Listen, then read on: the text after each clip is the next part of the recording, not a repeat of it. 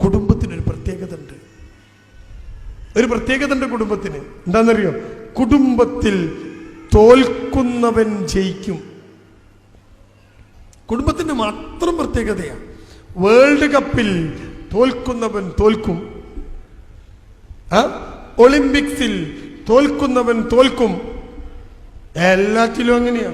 ഒരു മത്സരത്തിൽ തോൽക്കുന്നവൻ തോൽക്കും. കുടുംബത്തിൽ തോൽക്കുന്നവൻ ജയിക്കും. അവിടെയാ കുടുംബം.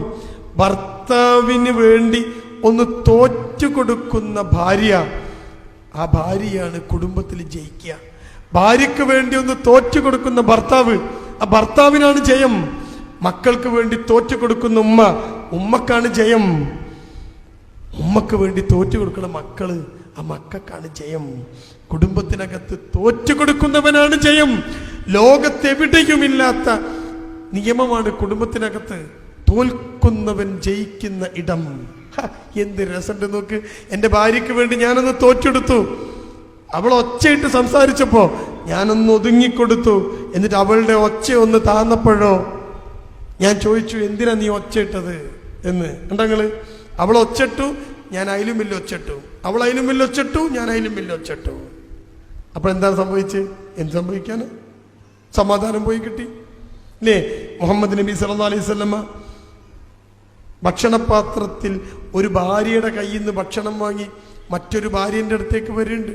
ആയിഷ റളിയല്ലാഹു അൻഹ. ആയിഷ റളിയല്ലാഹു അൻഹ നബിയെ കാത്തിരിക്കുക.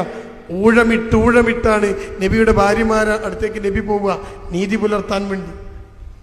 അങ്ങനെ ആയിഷന്റെ ദിവസം വന്നു. ആയിഷ റളിയല്ലാഹു അൻഹയുടെ ദിവസം. ആയിഷ റളിയല്ലാഹു അൻഹ ഇങ്ങനെ കാത്തിക്കുക. നബി ഇപ്പം വരും. പട്ടിണിയാണ്, ഭക്ഷണമില്ല. എനിക്ക് അറിയാലോ, ഞാൻ പറയണ്ട. സമ്പൽ സമൃദ്ധമൊന്നുമല്ല അറേബ്യ അന്ന്. ഇന്നത്തെ പോലെയല്ല, പട്ടിണിയാണ്. നബി വന്നിട്ട് വേണം എന്തെങ്കിലും കഴിക്കാൻ. നബി അതാ കയറി വരുന്നു. കയ്യിലൊരു ഭക്ഷണപാത്രമുണ്ട്, തളികയുണ്ട്, അതിനെന്തോ ഭക്ഷണമുണ്ട്. നബി മറ്റൊരു ഭാര്യൻ്റെ അടുത്തുനിന്നാ വരുന്നത്.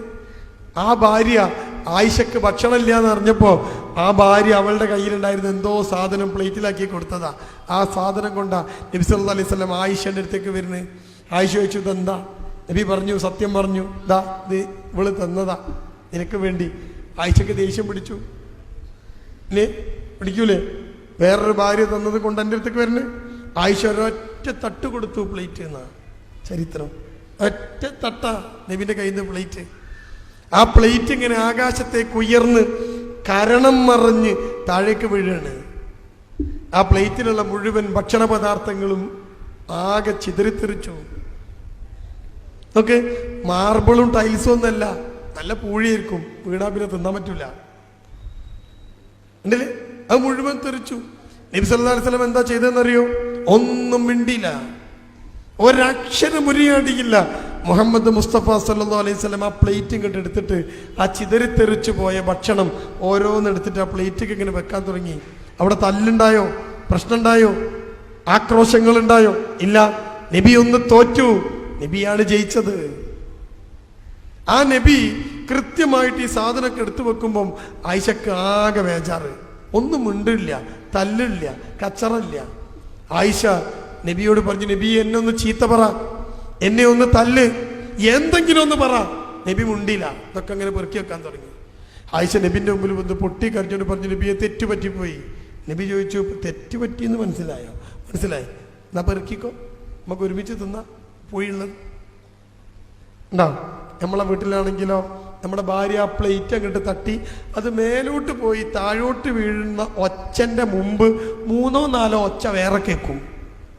ഓളെ മോന്തേമേൽ പൊട്ടിണ്ടാവും. ഇല്ലേ? ആലോചിച്ച് നോക്കിയ.